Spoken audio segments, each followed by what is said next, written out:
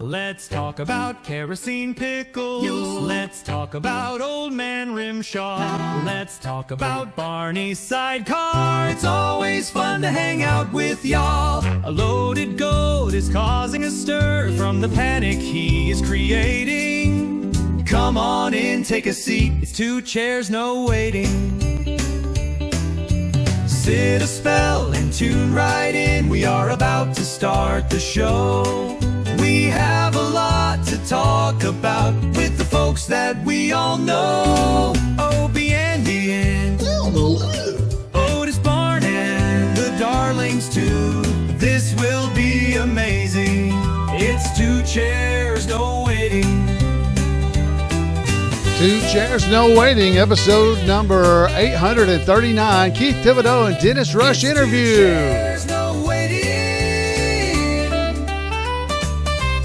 It's 2 chairs, no waiting.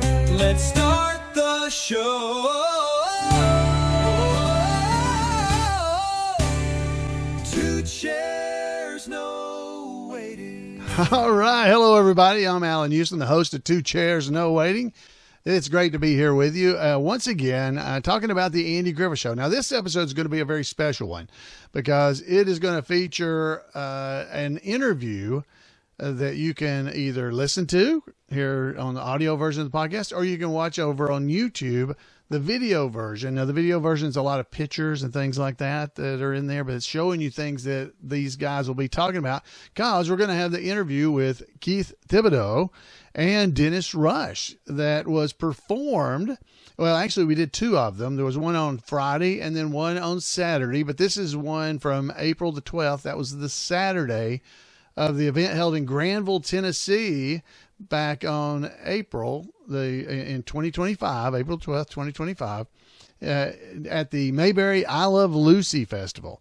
Now, this is a very long interview, and so we're not going to have any trivia or anything like that, because this episode is going to be very long. It's going to be one of the longer ones I've ever done, but I just couldn't piece it together. I really wanted you guys to be able to listen to all of this in one long interview. So if you need to stop it and pause and come back another day and listen to the rest of it, I will understand that. But definitely, I think this is something you're really going to enjoy, because it's Dennis Rush, who played Howie, and Johnny Paul Jason, played by Keith Thibodeaux. They're going to be there. I got to interview them as part of the entire thing. So we're going to move right on into that. So sit back. I'll be back at the very end to just say bye to you, but definitely check it out. And while you're watching or listening, if you want to, browse over to weaversdepartmentstore.com and check out some of the things they got there too. All right, so let's get right into the show, and I'll be back later. Folks, it's so good. I hope y'all been having a good time in Granville. I brought up Dennis first yesterday, so Keith, come on up here first.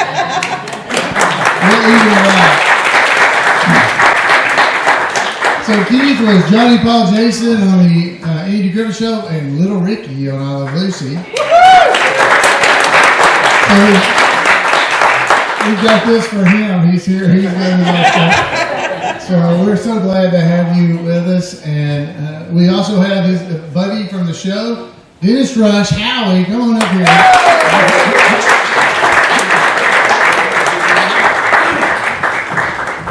We are so glad to have you. I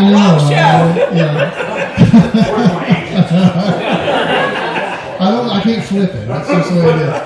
Yeah, so, we left this up today. Yesterday it was just a white screen behind us. And we thought, let's leave this. This looks good. So you gentlemen have a seat here. You can have a seat and the rest. Well, these gentlemen are here to just regale us with their amazing knowledge of showbiz history. No, which really, I'm not completely kidding. They've been a part of so many things that have been important in many of our lives, whether it was I Love Lucy show or the Andy Griffith Show. So, of course, Keith played Johnny Paul, and you see the picture there on the screen. That's when they were in the Robin Hood and their merry men or something, and Howie also was a part of that group. But they were each on multiple episodes of the Andy Griffith Show. But we're going to start off at the beginnings of their career. And Keith got a start on TV. I guess his very first appearance on TV was on the Swift Show Wagon with Horace Heidt. Did I say it right? That's it right. Good. And the American Way. And it tells in this, but he's only 3 years old. So as you watch this little clip, he's 3 years old playing drum set. And I just am so amazed. So check this out. This is so amazing. Here's what we want you to do. Keith, come over here for a minute, honey. This is Keith Thibodeaux, and he's 3 years old. And pound for pound, he's the greatest drummer around. Now, what can you do, Lionel, to start him off on the right foot? Well, start him off with a little rhythm, huh? A little rhythm, huh? Flying home. Come on there now, Keith, boy. Flying home. Come on, Keith.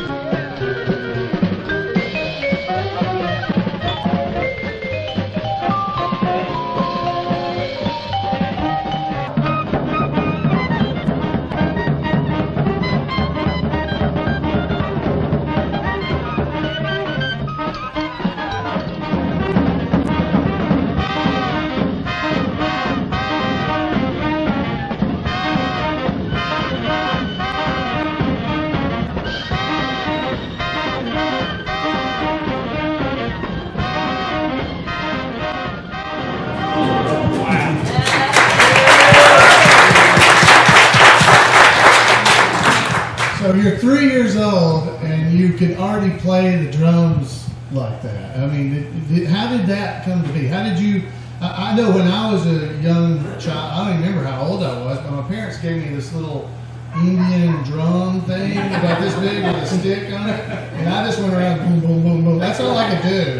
How did this happen? How did you at 3 years old or younger? Yeah. How did you do that? I actually started from the ground up with pots and pans and knives and forks, and then went out to the backyard and started playing with trash cans, tin trash cans in the backyard. I'm from Louisiana, and the neighbor heard me playing on the trash cans, and she told my parents, "You need to get Keith a set of drums." So he got me a little toy drum. And I went through that, and I destroyed that. And I said, I said, "Daddy, I want a real drum."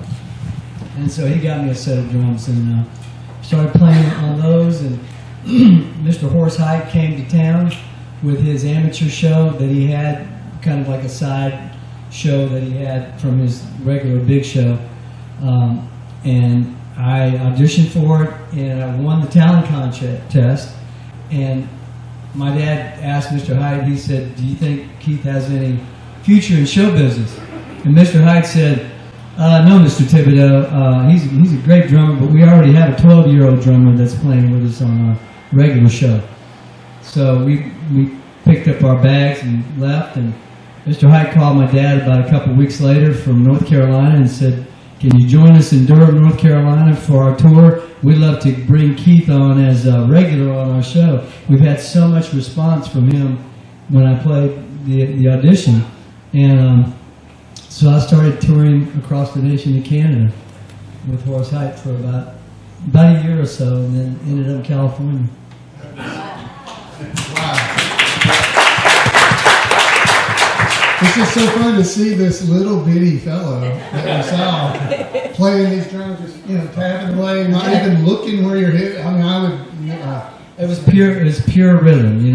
That's really God-given talent from my first when I was born. I just had rhythm. I would hear big bands on the radio, and I'd hear parades and see parades. But it's just really. Lionel Hampton, the gentleman that was playing with me, is a famous jazz artist, and they had a famous jazz clarinetist that was on that song. But I got a chance to play with some really great people. Wow. Yeah, that is so cool. So from there, We'll go on to where Dennis got started, and he was in the movie A Man with 1,000 Faces, and in that movie, I'll let you tell this story. How did you get discovered for this? It's just one of those Hollywood stories, and you've heard them before, but I'm sorry, this one's true. And my dad was a film editor. First 4 kids born in Philadelphia.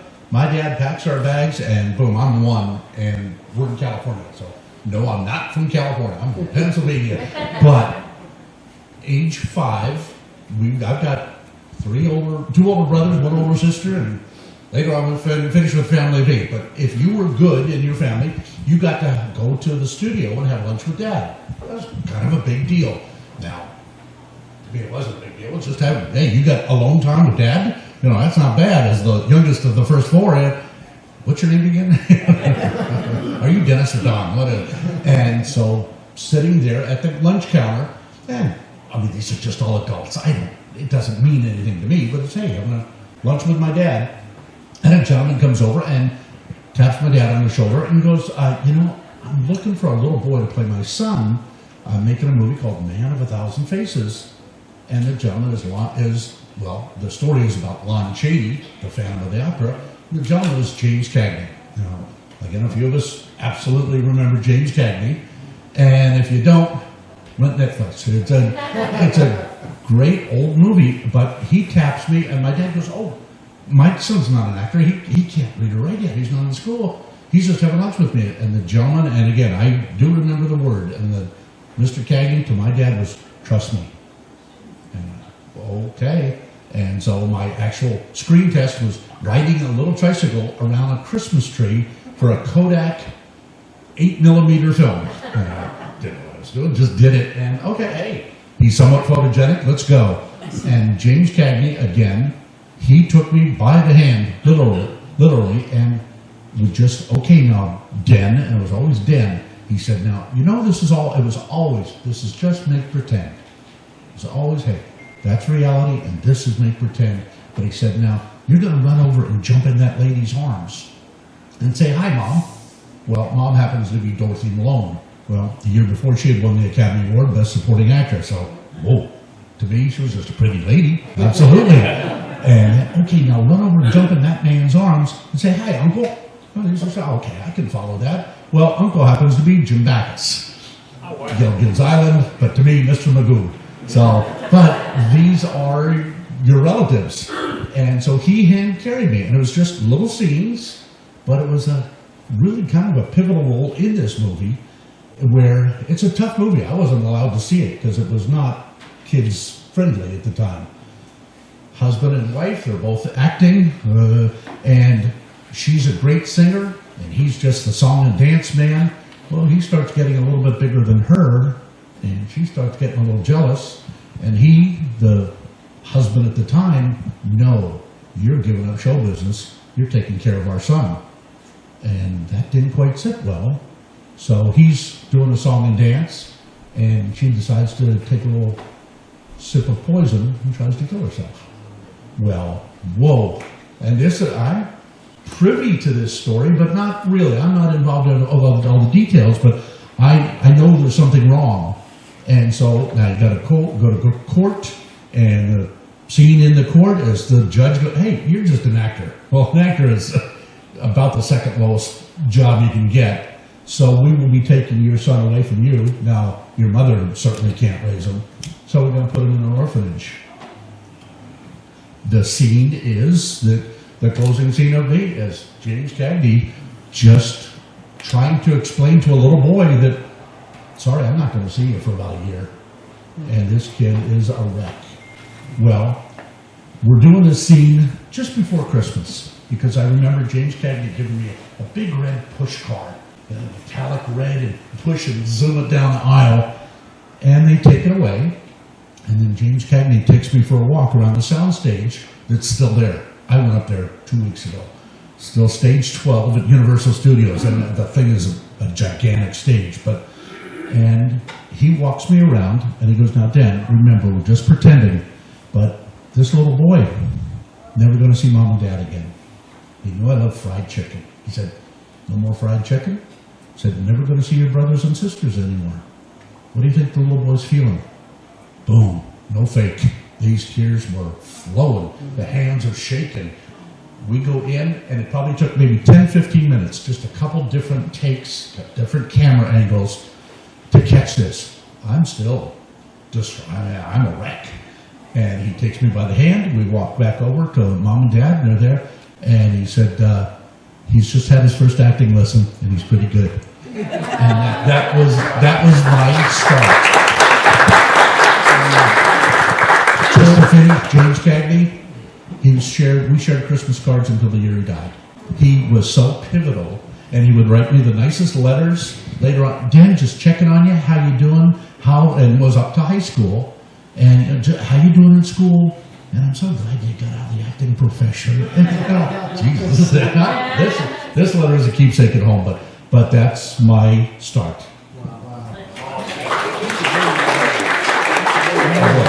Yeah. So we've got here the clip. This is the trailer for that movie. Dennis is in just a little bit. Yes, Lon Chaney was all of these. The Hunchback of Notre Dame, the Miracle Man, the Phantom of the Opera. The world, fascinated and thrilled, called him the Man of 1,000 Faces. But what was the secret Lon Chaney hid behind his 1,000 faces? What was the mystery in his life?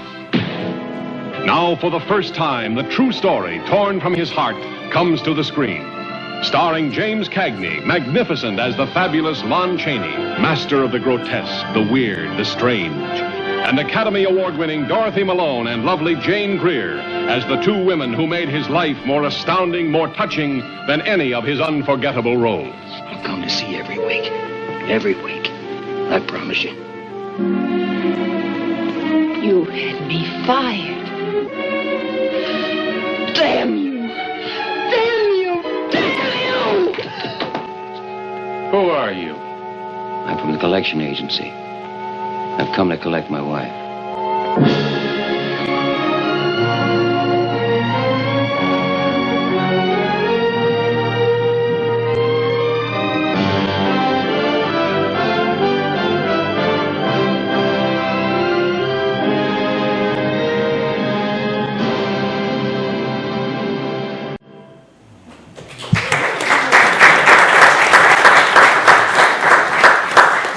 The scene you were describing. That was it. I mean, those tears, they're coming. I can remember to this day.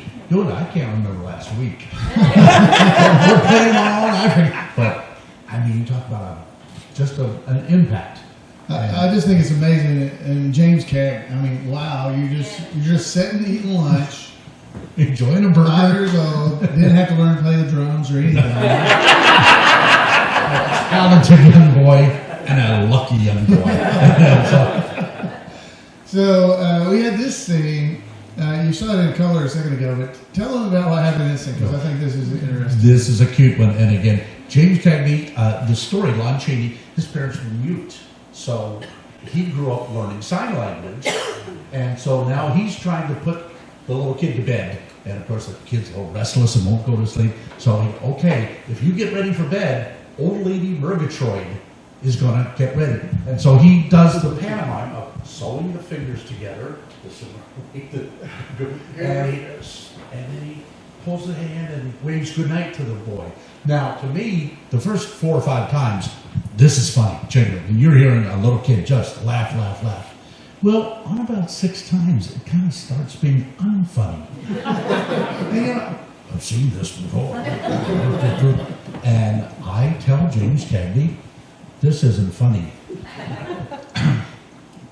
My mom was not an abusive lady, but I think my arm got disjointed. I'm being pulled out of that bed. Don't you ever talk to him like that again. Not only is it James Cagney, it's an adult. You just don't talk that way. Well, they still needed to film it a couple more times. Well, you can't quite see it, but the little boy's sitting there with the pillow on his lap. Well, just underneath, they have drilled a hole in the bed. And there is a gentleman underneath tickling my foot. And so, the magic of Hollywood, it was just, oh boy, and then you hear this kid, now this kid's really laughing. What is it? You will hear a subtlety of laughing. But again, and it just worked. I just think it's a fun story. There's you with Mr. Desi. It took about 6 months to film a movie at that time.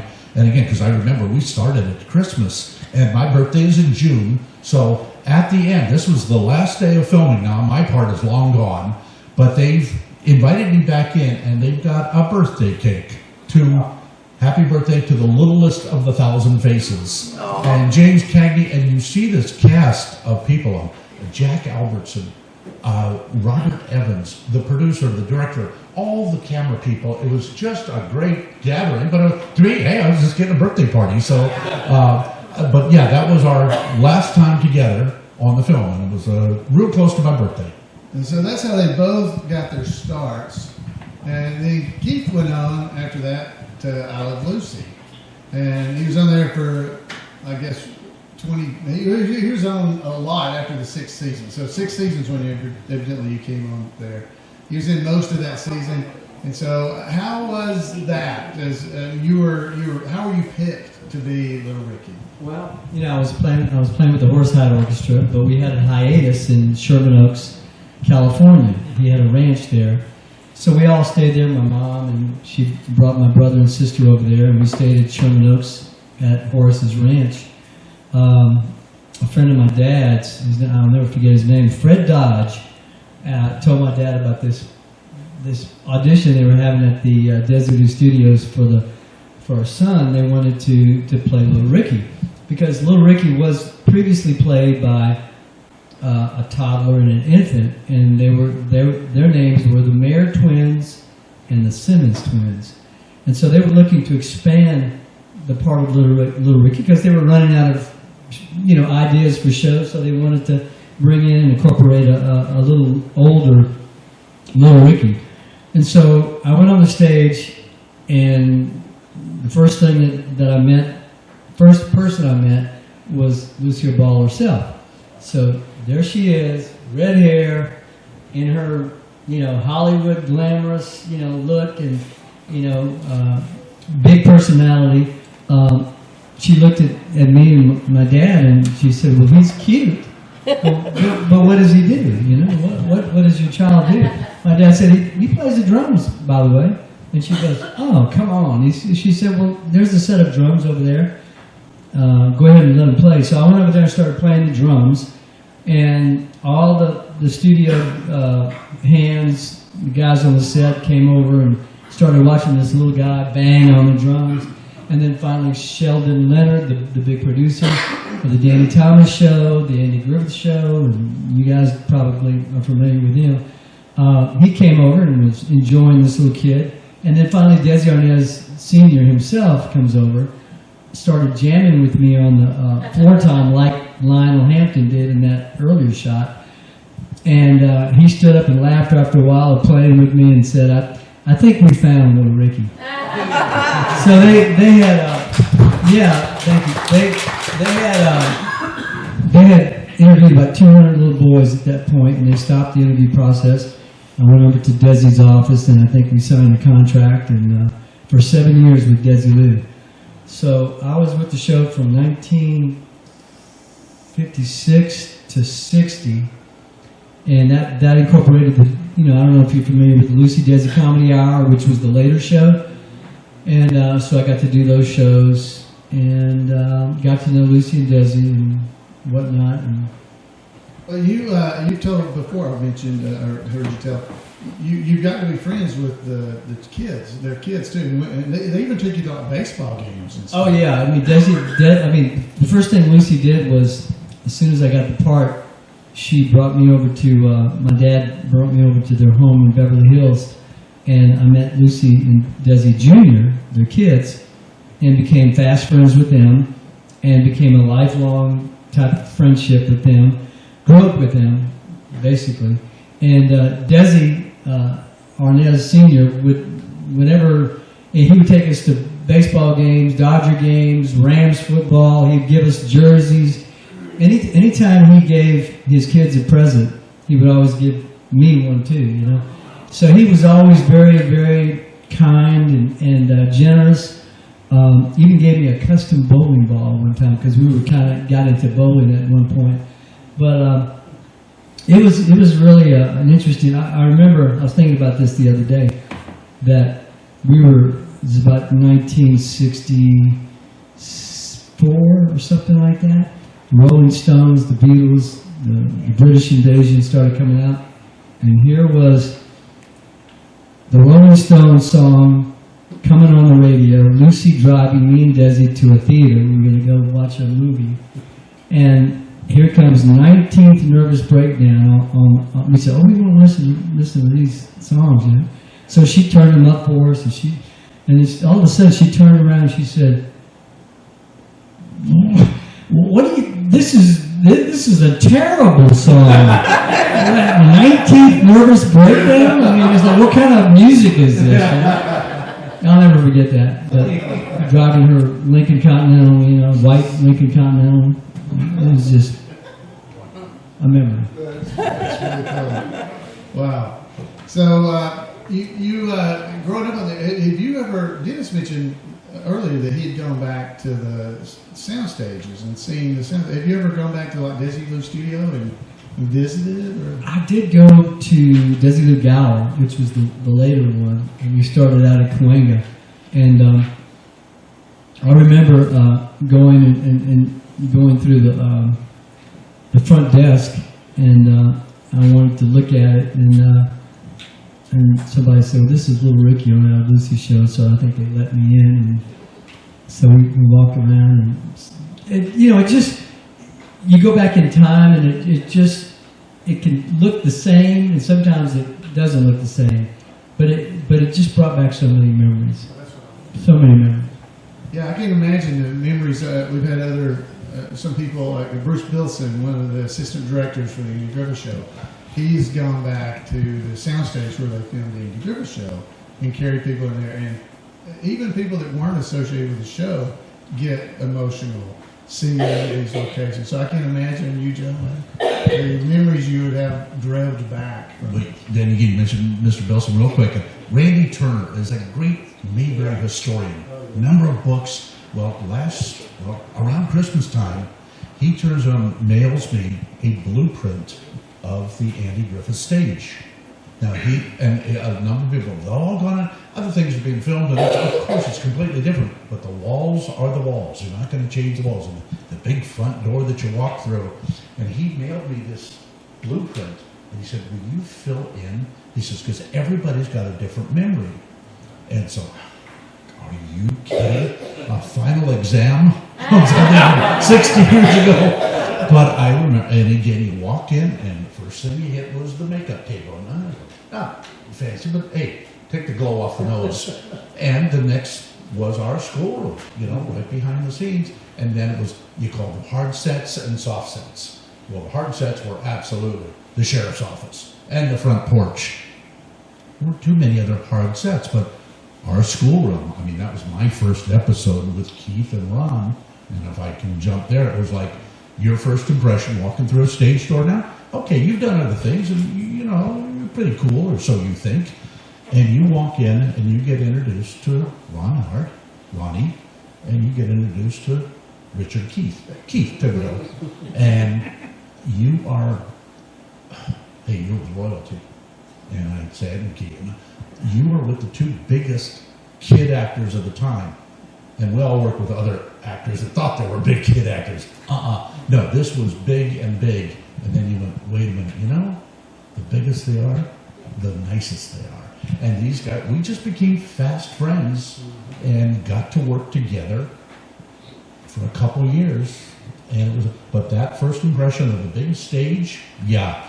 But meeting these two guys, and of course Andy, but he was Mr. Griffith, and Donna, he was Mr. Knotts, you know. But the kids, that was really something. Yeah, like me and Dennis, and we're jumping to the Andy Griffith Show. But me and Dennis were the times that we were on. Me, Ron, and Dennis were like you said, fast friends. I mean, we were really buddies. Even though there were other kids in the show, it seemed like we just clicked. Yeah, that's awesome. I just think it's so good to be able to go back and visit us. I wanted to not miss this part. Please. I'm a huge Superman fan myself, so I want to hear about when little Ricky got to meet Superman. Well, little Ricky met Superman because he was coming to my birthday party for the show, the Allan Lucy show. If you remember that episode, George Reeves, the famous, iconic Superman that all little boys, including Dennis and whoever else watched the show, there was no other Superman but this guy, and he was really super, you know, in our minds, this guy. So I meet him, George Reeves, huge, I mean, just big guy, and I'm looking up at him, and I get introduced to George, and I'm looking up at him, looking in his eyes, and I said, shakes hands with me, and he just smiles, and I said, man, he's really super.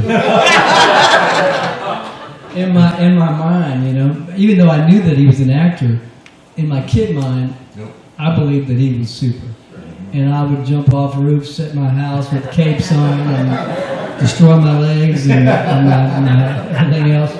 And it was just a fun thing. And when George ended up passing away, my dad, as much as I love George Reeves, he kept that secret from me, how he died. And he didn't want to tell me that he was shot. And that it could have been suicide or whatever the controversy was. But instead of that, because it hit the newspapers, I said, well, Superman died? I mean, how can he die? I mean, he's like super, you know? And Dad said, well, no, he was, I said, how did he die? And he said, he fell on a bar of soap in the shower. And he said, that's what he told me anyway. And I said, how can Superman just do something like that? Anyway, he was such a nice guy, so nice to kids.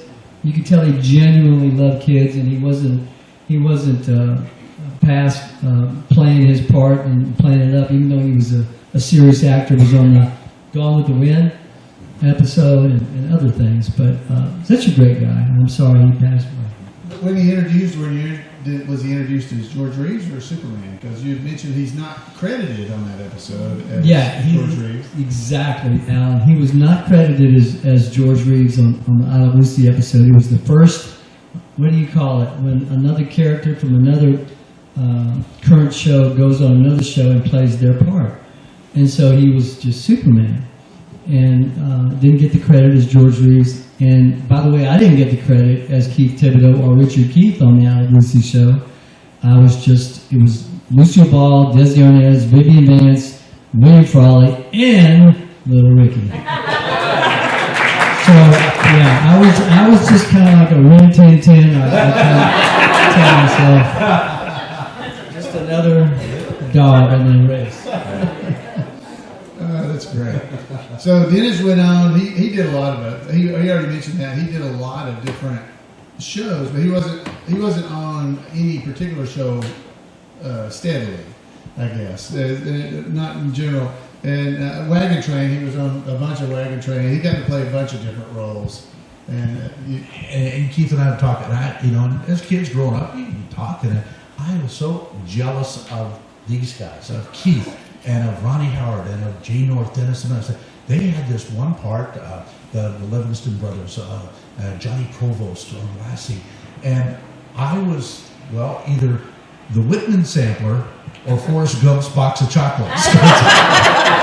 I got to do comedy and drama, and I mean, growing up playing with cowboys and Indians, with real cowboys and Indians, but every month or so, and then sometimes you would do a number of things, and then there'd be 6 months go by, you didn't do anything, but you would get a call, go in on an interview session, and you might be with 20 kids, and you might be with 200 kids.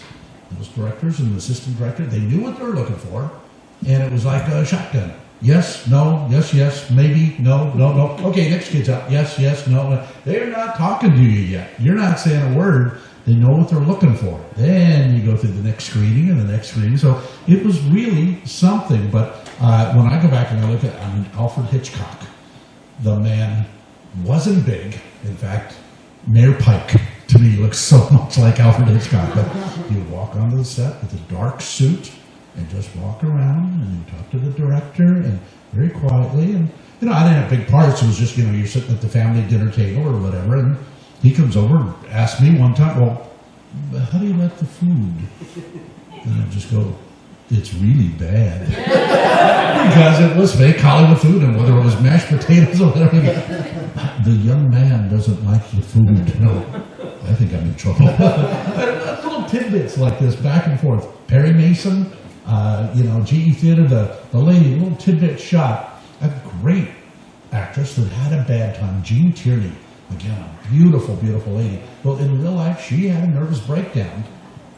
This show, and it was one of these Sunday night shows, and they do her life. And I was always being put in an orphanage, but here I'm in an orphanage, and she's coming back, allowed to see me, not to take me. But it was the show was her and me, and trying to rekindle after a couple of years. And so getting to work with these people, they were just adults. And Mom and Dad said, no, you say hello to Miss Tierney, and she was nothing other than, you're 9, but she was a pretty girl. That's all there was to it. But you didn't know how big these people were.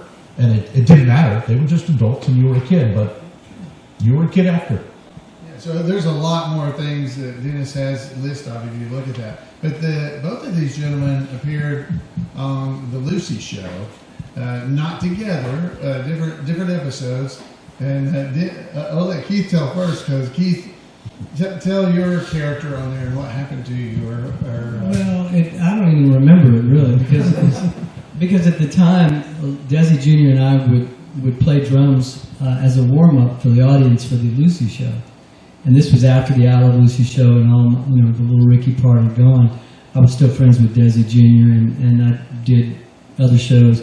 Let me just tell this quick story about Farmer's Daughter. And Dennis said, I also did a couple of things like Farmer's Daughter, Hazel, Shirley Temple Playhouse, Bill Dana Show, Joey Bishop Show.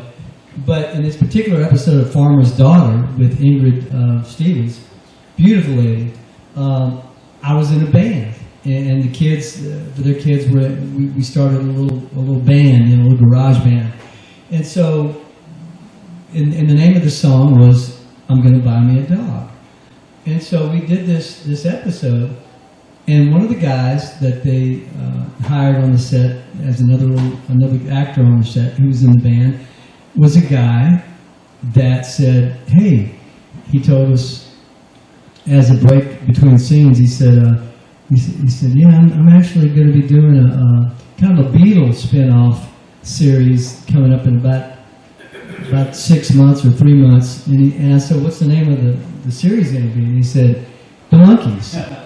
And it was Davy Jones who was on that episode in our band, and we played I'm Gonna Buy Me a Dog, and then the Monkees later did another version of that same song, I'm Gonna Buy Me a Dog. So I actually did I'm Gonna Buy Me a Dog before the Monkees. but real quick, the part that Allan's talking about, my cameo appearance in the Lucy Show, I was supposed to just walk in and say something to Lucy and buy some candy at a candy machine at a train station. And I believe it was on the first time it ran through, and then they cut it out, and because you won't see it because of commercials, and because they started bringing in more commercials and all that. But we did warm up the audience. Desi and I Jr. would warm up the audience playing the drums with the orchestra there, which was the old I Love Lucy Orchestra, Ricky Ricardo's band, and we would have 2 songs that we play every day. We get $10 a night each for playing, because we said, hey, can we get paid for this? And they said, well, great. So we traded songs together. Desi would play the drums on either Satan Takes a Holiday or Saints Go Marching In. And so we always fought over who's going to play the Saints Go Marching In, because that was the big crowd pleaser. Nobody wanted to play Satan Takes a Holiday. So that's another one. And then the announcer was the old guy named Dick Martin, who was on Laugh-In. He was the announcer for the Lucy Show. And so he would kind of help introduce the show and then introduce us playing the drums. Yeah, so he's a really nice guy. That's so cool. So yeah, that's from Roland and Martin's Laughing. That's who he's talking about there, if you don't know. Goldie Hawn. Yeah, that is so cool. And so I didn't realize before that you had gotten to do the opening things with Lucy. Was that related to you having a 7-year contract, or was that just additional stuff? No, it was just because they thought I was good enough to do that, I guess. Well, that's good, yeah. I don't know. Or just because I was friends with Desi. We actually had a little band called Little Ricky's Dixieland Band or something, and we had our own little orchestra, and we actually did an appearance on the Dinah Shore show. I don't know if you can see it on YouTube. It's really, really good. So if you ever get a chance to look at YouTube, Dinah Shore show, Keith Thibodeaux, Desi Jr, Lucy's on it, and Desi, and it was just, we had a big part on that show. And but that's as far as we went, was the Dinah Shore show. We didn't make the Ed Sullivan show or anything like that. So how over your career, because of I Love Lucy and being Little Ricky, have you been confused as being Desi Jr.? I mean, have there's been confusion from like fans and stuff that they somehow think y'all are the same person, or? Well, I sometimes get confused with being Keith Richards too. I had to do it. All right. Yeah, he can either tell. Okay, I got to host an event in Birmingham because our friend that did Barney at the time, David Browning. Don Knotts was actually there. I did a skit with him. Yeah, Don Knotts was there. I think Ellen Donahue may have been at that one. Okay. Anyway, so I had to MC it. It's the first time I ever met Keith, and you know, I was nervous already because I was emceeing this big thing with Don Knotts and Keith and Eleanor. Anyway, so I got there, and of course his name on the Andy Griffith show, his stage name was Richard Keith. And of course I get up there, ladies and gentlemen, we're so glad to have Keith Thibodeaux here with us. Keith Richards. Keith Richards. You didn't even say Keith Thibodeaux. You said Keith Richards. And now Keith Richards, and I got up there and I was befuddled because I was thinking, I wonder if people think I'm really Keith Richards. And I'm going to get the Rolling Stones here. I'm sorry. Oh, I was so embarrassed because I knew I had done this because he went out and immediately said, "No, I'm not Keith Richards." And I was like, "Oh my gosh!" First time I ever meet, I've never been able to look him in the eye again. It's a nice moment. It's a good memory. But I have gotten confused with Desi Jr. He gets confused with being Little Ricky on the I Love Lucy show. It's just something that we've lived with for so many years. In fact, there's a short story about my wife and him. And it's kind of like we have like a parallel life, and it's really weird because Desi was a drummer. He was an actor. He started playing the drums because of me. He learned to play the drums because he saw me playing the drums. Then he ended up being in Dino, Desi, and Billy, the pop group, and I actually played in that group and sat in for him one night at Freddie DeCordova, who was the director for the Johnny Carson show. His house, he had a big party in Truesdale Estates, and I sat in for Desi because he had injured himself in a surfboard accident. So he said, "Can you please sit in for me?" And I said, "I'd be happy to." And I went over there and played the set with them, and spent the night at Dean Martin's house. So there's so many parallels. Desi Jr. married, eventually his last wife was named Amy, and Amy roomed and took ballet and roomed one summer at the Joffrey Ballet in New York with a young lady, and when they were 16 years old. And they became fast pen pals, you know, when they were 16 years old. So my wife is a ballet dancer, and she was in the International Ballet Competition back in 1982 and won a silver medal there against like the Russians and the Chinese and all these incredible dancers. But she did We Shall Behold, which was a Christian piece by Sandy Patty. And they didn't want her to do that because they didn't want the judges to judge because it was a Christian piece. So it's something that was never done before. But anyway, they had a To Dance for Gold PBS special, which my wife was featured. our little girl, Tara, who was at the time about 3 years old, she was in it too. But, so here's Amy and Desi watching this ballet program because Amy's a ballet dancer and has a school. And they're both watching this show, and Kathy comes on. Kathy Thibodeaux, from Jackson, Mississippi, the hometown girl, wins the silver. And Amy goes, I think I know that. I know her. And Desi goes, well, I think Keith married a ballet dancer. And come to find out, they had roomed together when they were put together in New York City as 16 years old for this summer dance camp, and knew each other before we even got married. So there's just weird parallels. Is that pretty girl here today? Who? My beautiful wife is here today. Yeah. The silver medalist. Yes. Kathy.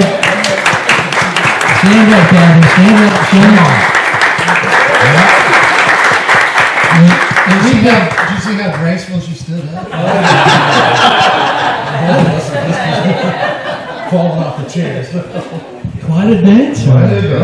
You did dance. Lying on her feet. But there's so many funny things, and I don't talk to Desi very much, Junior, but every once in a while we'll have a conversation, and every time we talk for about 2 hours, and it's just we go through how many times we get mixed up and everything, and how our lives are intertangled, and it's just it's an interesting story. That's a great story. So you were on the episode here as the football player, and that was a different episode. So tell how This that was, I Love Lucy moves to Lucy Desi Comedy Hour, and then it becomes the Lucy Show. Well, it's still Lucy and Vivian Vance, and one is widowed and one is divorced, and they've got pre-teenage kids. And Ralph Hart, Cindy Moore, I can't remember that. I can't remember yesterday. But you go in for an audition at Desi Lou Studios. Jimmy Garrett. Thank you. And that's why we play off so good together. But you go, and again, here's one of these 300 kid auditions, and Lucy and Viv, they know exactly what they're looking for, and it's an all-day summer event. And she's going, hey, we're going to come out with this new show, and we're going to find the right kids. And this fall, and again, you worked with these 3 kids, and then turn out, no, these 3, and mix and match and back and forth. Well, at the end of the day, she was so gracious and such a true sweetheart. She, again, more people taking me by the hand, but she takes me aside and goes, Dennis, I want to tell you, you're a good little actor, but you just don't look the part. You don't look like me, and you don't look like Vivian, and no, you're just not going to get the part, but we're going to work together down the road. And 3 months later, you get a script from The Lucy Show, and I'm going to play Tony Lawrence, the captain of the other football team. And again, and here's Desi. I get to meet Desi, and he's on my team on the little football sequence, but it's live TV now. And again, I'll tell you, and boy, did he trigger one, the Dinah Shore. The first live production I ever did, all I have to do is Burl Ives. Everybody remembers big Burl Ives. The real Santa Claus. And all I have to do is run around a little corner, it's Christmas, jump into his giant arms and say, instead of tell me a story, it was sing me a story. And then he broke into 2 or 3 songs. Well, we're rehearsing it, and all the seats are empty, and it's dark, and we're rehearsing it. Come on, sing me a story, no big deal. Well, come live, and whoa, all those seats are filled, and this is live. This is going to the East Coast. It's 4 in the afternoon, and Grandma and Grandpa, they're going to be watching this thing. And I come around the corner, and you talk about the kid with the deer in the headlights. And Burl Ives, he gave it about 2 seconds, and now, Timmy, would you like me to sing you a song? My first, and I thought last, live performance. Well, again, get into this Lucy production, and again, boy, I'm having the same nightmare. All the seats are empty, and we're doing a little football field, And Lucy is being a referee. Well, of course, Lucy, God love her, she knows nothing about football, but she's going to be the football referee for this game. And so, of course, she's making the slapstick mistakes back and forth. But as we're rehearsing, and again, I'm used to having the microphone right above my head and normal conversation. And I'm doing this about, 2 minutes with her. And she, excuse me, do you see those seats up there? They're all empty and dark. And yes, ma'am. And well, your voice has got to get up there. And she gives me the little nudge in the stomach, and she goes, you have to learn how to project. You got to get this voice up there, or they're not going to have any idea what this thing's all about. So again, you talk about acting lessons from the best people you could possibly get. And it was just a one fun episode, and little do I realize he's out there, because I'm so excited. I was not supposed to put the uniform on, the football uniform, because, that was giving away the premise of the show. And so they're introducing, all the cast and characters and the warm-up acts. And I'm backstage and go, we can't let you go out because you're giving away the fun part of the show. And that's okay. I'm ready for our football team. But that's my live experience with Lucy and with, God bless Donna Shore. And thank God I got back in behind where the camera was there, and I could move to it. Well, that's great. So now we're to the Andy Griffith Show. And so both of you are on a bunch of episodes each. And so the first episode that I think we got on was the one where y'all were doing the history lesson. It was my first. Yeah, your first. You were before.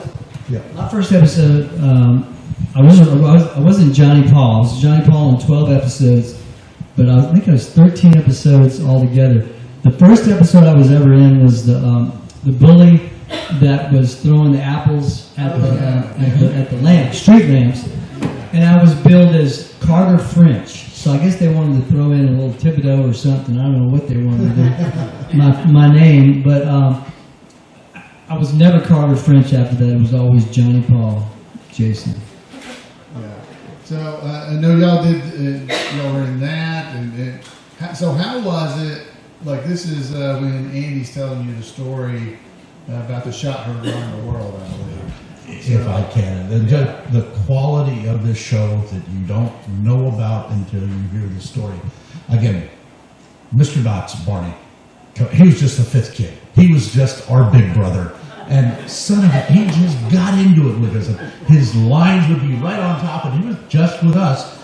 But we give Miss Crump a hard time. We come running in the schoolroom, hey, we're going to get rid of Miss Crump, and and Andy's, he just knew how to drop that hook. And boy, yeah, well, guys, didn't you ever remember the shot heard around the world? And Barney, what? And Opie go, what? And he walks into the jail cell, and we fought. The kids scamper behind. What do you mean? And he starts telling this story, and it's like, the redcoats are coming, and waving at the pretty girls and all that. And you can see the five faces are just all totally enthralled. But what you don't see, and when you were working with big people, if it was a big actor in a TV show, if they weren't on camera, they were back in the dressing room or doing business, whatever they needed to do. And they would have somebody else read the lines, and you played off those. Not with Andy Griffith. Now, we're in this episode, this camera's on us, and Andy is sitting right beside the camera, and his speech is like 2 pages of typed written, and he's building up. He did that scene over and over and over with us, because he said, I'm giving you my best, you're going to give me your best. And the camera just zooms in on Opie's face, and on Johnny Paul's face, and on Whitey in the back, and then myself and Barney in between. But Andy got that from us by telling us, and he was the wonderful storyteller. But he told us a story, and now we're all pumped up about history, and we're going to go in, and we just simply blow away Miss Crump. And that was, again, my first time with this great group of people. Yeah, did you have any memories of that, or did you want to share? Or just that it was, Donna was just hilarious. I mean, and I was thinking about Lucy's show, I Love Lucy's show was tough. All the other shows that I did were pretty tough. But this particular show, Andy Griffith show, it was, I don't know if Dennis had the same, I know you had the same, memories of this, but it was just like putting a glove on or something. It was just so easy, comfortable. I mean, Andy would be in the back playing guitar in between scenes with the makeup people. They were playing chess back there. We would be hanging out playing catch or going around the set and fooling around until we got called. But it was just, there was no pressure. It was a lack of pressure. And it was such an easy show to do. And I just remember how, everything we did on that show, it was just easy. It was easy. And we'll tell you, TV shows, normally a half-hour TV show would take 5 days, Monday through Friday. And to put it together and this, that, and the other thing, Andy Griffith, 3 days. You would go in, you'd get a script a couple weeks in advance, and you'd go in on Thursday. Sit around a big table, coffee for the adults, hot chocolate for the kids, and we would read through the whole script together, and then you could see the adults were writing, taking little notes, and okay, this, that, and the script writer's there and all that. But it was 3 days, so you went in on Thursday, and on Friday, everybody had the day off, Saturday, Sunday, and you went in and filmed Monday, Tuesday, Wednesday, Thursday, you're off again. But, I never did back-to-back episodes, but that was the Andy Griffith week. And like he said, it was just conversations. How did you memorize lines? Well, if someone is saying, hi, how you doing? Well, what are you going to say? Hi, how you doing back? But the dialogue was genuine, and I will remember one little speech to Andy. He took the kids aside. We're all little Hollywood kids. But he goes, guys, I need genuine. And I've heard stories that he talked to every actor on the show. Guys, I don't need Hollywood nonsense. I need genuine people. That's how this is going to make it. And when we all watch it to this day, it's genuine. Dennis, why don't you tell me about the story about when we did the episode with Barney hanging, and just how you ad-libbed and messed up all that. We did the campfire, stole the food, and fed the hobo. And this was only a 1-day shoot, but this is Barney Fife's physical. And he's got to stretch his neck, and he's got to put on a few pounds. And this is just 1 day. But again, and I think our director that time was Bob Sweeney, who did so many other things. Just a great actor for kids. Some directors, they were tough cookies. But this guy, and so we're rehearsing, standing right off the set, and right out on the Andy Griffith porch. And when we played against each other, my God, the dialogue, and you watch it, I have no idea how we did it, but it was so rapid fire. Opie, Johnny Paul, Howie, Opie, Johnny Paul, Howie. And the dialogue, it was so easy because it was just normal conversation. But we're into this rapid fire dress rehearsal, and I draw a blank on my line. Now, you don't ad-lib in anything. Robin Williams, absolutely. Ad-lib, no. The script is there, and you don't say mama, you say mom, or whatever. Exact. They know what they're doing. And so we're in this rapid fire, and I panic, and I just forget what I'm supposed to say. And I look at Ronnie, open up. Well, he's hanging himself in your closet. And Keith and Ron and Mr. Sweeney, what did you just say? I go, guys, we were just in rapid fire and I forgot my line. And they go, it's better than the line that was there. Flash forward 50 years, Keith and I are at our first Mayberry event in Mount Airy, North Carolina. And we're at the private dinner with Dixie Griffith and the whole Griffith family, and got Dick Atkins.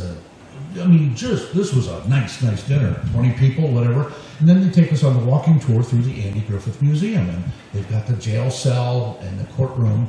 And you go to the jail cell, and there's a script opened up.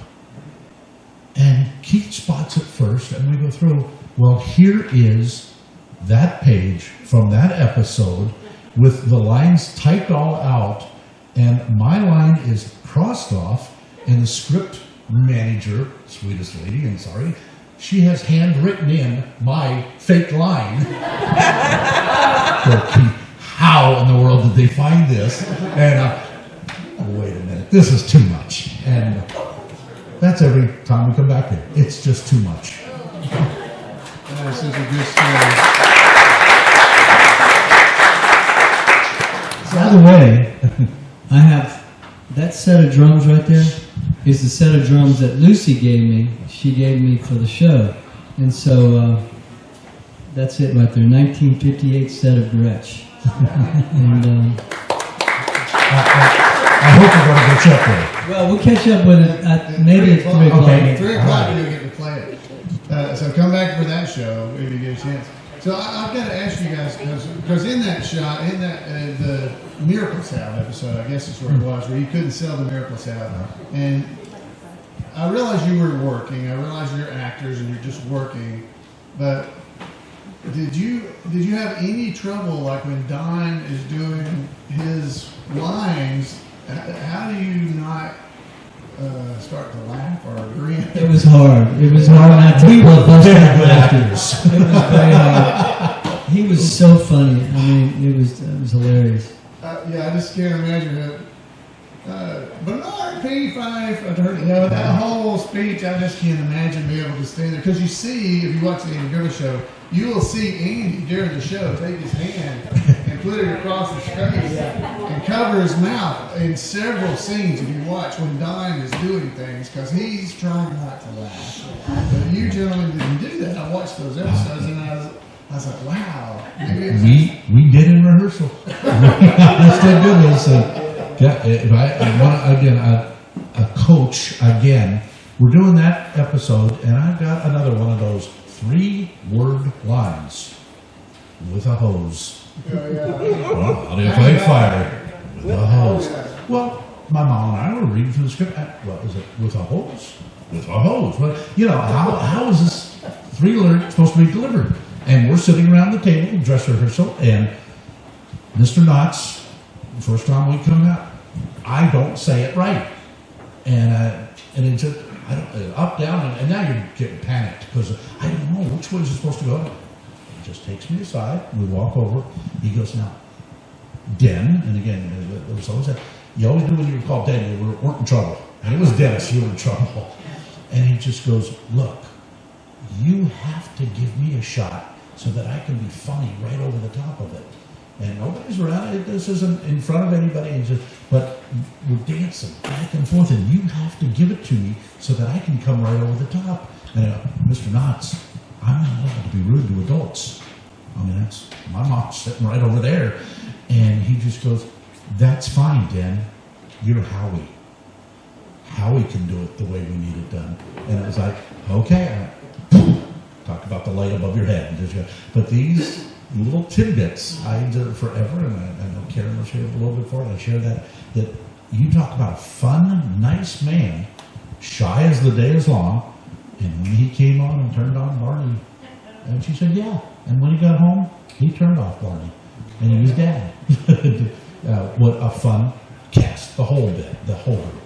Wow. So over the years, Keith did a few things like with Richard Keith Richards. He had done a few things with us over that time period, Squad Car National or Rendezvous up in Ohio and a few other things. But you guys really reconnected at Mayberry Days. Mayberry Days in Mount Airy, North Carolina. It's an event they've had in Andy's hometown for the last 35 years or so. And you guys kind of reconnected then. And I kind of asked yesterday, I think that when you started reconnecting with these Andy Griffith Show people, what were your thoughts about this? Because I mean, we've all seen Star Trek conventions and how they're dressed like. Well, I guess I dress like a character. I guess that's but they're all dressed up like Spock or something like that. What did y'all think this was going to be like, or what was meeting fans? Were you apprehensive? Did you think it would be fun, or was it like I just don't know about this? Yeah, I mean, like I did the Al Lucy show in Jamestown, or the Lucille Ball Festival there, and at her museum, and the fans are great and all that, and and I've done the Hollywood shows, and the fans are great there. You know, they're all polite and all that. But it's just this Andy Griffith thing. It's just a different kind of people, and it's kind of like my kind of people. And I'm from Louisiana. My wife and I have lived in Mississippi for 50 years. It's just like being home with Andy and the tribute artist, Allan, others. It wouldn't be the same without them holding that flame up to the memory and the passion of it. I mean, I was walking by here doing stuff on that street right there, and I could hear that hillbilly music coming out of the gazebo over there, but they still got it. Yeah. Yeah, that's it, you know. And it's just like the Dillards, you know, the whole show was so real and so silly, but it was like there's really people like that. There really is people like Ernest T. Bass, you know? And that was what was so funny about it, is that, you know, you've seen people that have been that crazy. You know? Maybe not as crazy as yours. Well, Keith did do other shows and reunions, and I'm long gone. The movie industry is just a part of my past. I go in the service, I go in the Marines, I go to college, I go in the hotel business and restaurants, and just that's my world. And it was about, and I have completely lost track of time, but it could be 20 years ago that I'm at work and somebody comes in with the mail and brings me this little cardboard box. And it says Miracle Salve on the outside. And Keith has written, "Hey, great old memories. I hope they're for you." That was our reconnect after, decades. Now, the first time that we're going to go, now, the lady in charge of North Carolina, Tanya Jones, a saint, she has called, and I'm at work, and it's middle of summer, and hey, get more towels by the pool, and hey, how's that roast beef doing? And hi, this is Tanya Jones, and I'm calling from North Carolina, and we do a Andy Griffith family reunion festival, and we'd like you to come. And who is this? Ma'am, thank you so much. It's really nice. That's something I did 50 years ago, and I had a little part on a little show, and thank you, but no thank you. Call next summer. She was just absolute. She finally hits with, "Dennis, this is probably like the 6th year I've called you. You're not getting off the hook. And what you've got to understand, we've lost all of the adults." And she said, "Did you ever do a jigsaw puzzle and you're missing that one little piece? That's what you guys are. And the puzzle will never be complete until I get all those pieces in here. And you gotta come." Now, this is really nice, but I'm in the middle of summer and we're doing budgets next month, and all that's nonsense. It's gonna be there when you get back. You're gonna do it. She says, "You're gonna get a phone call in about a half hour." Okay, click. Half hour later, this gentleman calls. "Dennis?" "Yeah." "Keith?" "What is it?" He goes, "Have you been getting a phone call from a lady in North Carolina?" And me being the smarty, I go, "Yeah, she's trying to sell us land in North Carolina. What is it? I'm suspicious of everybody." And Keith and I, we look at, we're talking on the phone and just go, "Let's give it a shot. What do we have to lose?" Well, that was 8 years ago. And I will mark Christmas on my calendar, and I will mark Mayberry days on my calendar, and I will now mark Granville on my calendar, because this is year 2 for me. But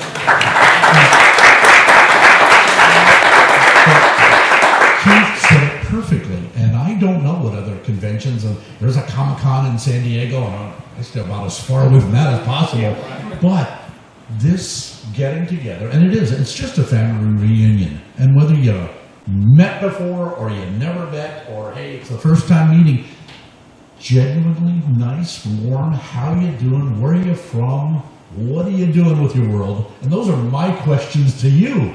I want to know more about what you got. What brought us all together? And I always call it this little gold nugget that we all keep in our pocket, and it's just called the Andy Griffith Show. That's mine, and please keep inviting me back. So I can't thank them enough. At Mayberry Days a few years ago now, that we did. I realized that both of them were coming to Mayberry Days that year, so I reached out to both and said, "Would you consider doing a little scene with us at Col Tim's?" That's the event at the end of Mayberry Days that we have. And so we recreated it somewhat. Barney hanging himself in the closet. By them, they came running out on stage to Floyd to tell him, "Mr. Floyd, Barney's hanging himself in the closet." "Oh, he's not hanging himself." And then we revealed Barney over on the side of the stage behind the curtain. And what a thrill that was for me, because to get to do something like that is I get to relive like I was really on the Andy Griffith show for a minute. So it was so fun for me, and I appreciate you gentlemen for being willing to do that. And just we've had a lot of comments about this. As a matter of fact, people were asking me for this picture of Barney hanging himself that's on the screen yesterday. So I just want to thank you guys so much. We mentioned you told your side of it. Now Keith and I, come on, we're old hams. You tell us we're going to be on stage, we're going to do it. And Keith and I backstage went, "Hey, if we're doing this, we got to do it right. We're just not going to walk around." And so we keep going, get the heart pumping, and you're trying to flash back. And again, I can't remember last week, but hey, don't you remember Opie asked us for a nickel and go, "Oh, we got a hand, he's Opie, we got to hand him a nickel." And we just got into this thing, and we didn't realize Terry. We didn't see any of this, and so we've got Barney, great fella, Terry. He's around this big red corner, and so when Allan walks us around, we were not acting. Whoa, what is going on? And he's got the harness on and stretching his neck. And so, yeah, from the other side of Allan was our side of, "Hey, we're going to do it. We're going to do it right." So it was a lot of fun for both Terry and myself, but the audience loved it too, obviously. So it was basically a little sight gag. It didn't last very long, a minute and a half, 2 minutes. But it was, people have talked about that and want us to do it again at some point, because they didn't have their cameras ready. Because they didn't know what we were doing. But these are your lovely brides here on the top sides there, and we thank you for bringing them with you to Mayberry Days and Mayberry events and letting them be part of our Mayberry family as well. We just thank you so much, both, for just all the years, not just the Andy Griffith Show, all these other shows and things that we've been talking about. And David and the Giants is his band, Keith's band. You got a new album. Yeah, David and the Giants. The secular band that became Christians after I came to the Lord back in 1974. We actually just recorded a new album in September. It's coming out in a couple of weeks, called "See You There." It's going to be available on iTunes and Spotify and all those Wi-Fi things. Well, that's great. So if you've never seen them, if you get to see them in person, it's really fun. I really enjoy. I enjoyed. I told Keith that I enjoy, if nothing else. I mean, they're singing Christian songs, and it's kind of weird because it's not heavy metal. It's rock. Yeah, it's got classic rock. Yeah, but it's pretty rock. It's and you see people going. I know, and Allan, it's not his type of music, but this album, the new album, See There, I actually wrote 3 songs on the album of 10, and I sang on those 3, and so I might do that, one of them, today. Maybe. That's Possibility. That's great. I've got about 10 minutes to do my bit, so I'll try to squeeze in about all the time. Cool. The drums and this and that. That's awesome. So definitely, if you get a chance to go see them, I told Keith I didn't hope it didn't. He remembers me telling him, so I shouldn't have ever told him. I said that's not really my kind of music. But what I really enjoyed was watching the crowd and watching him play the drums, because you can see him just loving what you're doing, and it's so fun to be able to see that. And the same thing with you. When you come to these Mayberry events, we see you loving being here and being part of it. He's the new ambassador for Andy Griffith, I think. We all took these stories home with us, and hey, life went on. But when we got to rekindle this and now share it with you, this is fun. So, yeah, so. I'll do the commercial, and hey, Keith and I have a table over here that was always in the way, and so Keith's got a great book. I've got some old photos that Keith and I were both in, so come back and we'll talk until they throw us out of church. So let's give these gentlemen a big hand, and thank you for being here with us. Well, folks, hey, we are back here, back in the studio. I hope you really enjoyed that, this interview with Keith and Dennis. Amazing gentlemen, and it was such a pleasure that I got to do that. Even if Keith did pick on me about calling him Keith Richards, he's not in the Rolling Stones. No, he's in David and the Giants. So I hope you enjoyed that. If you did, maybe you want to try to go on the Mayberry cruise with us this fall. You can check out, if you go to imayberry.com and click the event calendar, you'll see the information about the Mayberry cruise. Dennis will be our special guest, so you'll get to hear more information like that from him. There's also podcast episodes with Keith and Dennis. Just search. If you go to twocairsnowaiting.com, and if you can't get there for some reason, go to imayberry.com/podcast, and you can search for Keith or Dennis or both and see everything that we've done here on the podcast with them in the past. So I know you'll enjoy it all. They're both great. Hope you enjoyed this long episode of Two Chairs No Waiting. Thanks for doing that. Again, I want to ask you if you have time to head over to Weaver's Department Store and check out the things they've got over at Weaver's. Anything you purchase at Weaver's helps support us here on the podcast. They got exclusive Colonel Harvey's, a brand new Colonel Harvey's Indian Elixir t-shirt. We got the Floyd's Barbershop shaving kit and soap. It's a mug and soap and lather brush. You can get all that stuff over at Weaver's. And if you're going on the Mayberry cruise, as I mentioned, there's even a cruise to Mayberry t-shirt, and the cruise ship looks like a big Mayberry squad car. So head over to weaversdepartmentstore.com and check it out. Folks, I just want to thank you so much for being here with me. It is always fun to spend time here in Mayberry with you. Tell me what you thought about this great interview with Dennis and Keith. You can email me at floyd@imayberry.com or give me a call at 888-684-8415. I would love to hear from you. Folks, thanks again for being here and sticking out this long episode, and look forward to seeing you back here in Mayberry. Good night, everybody.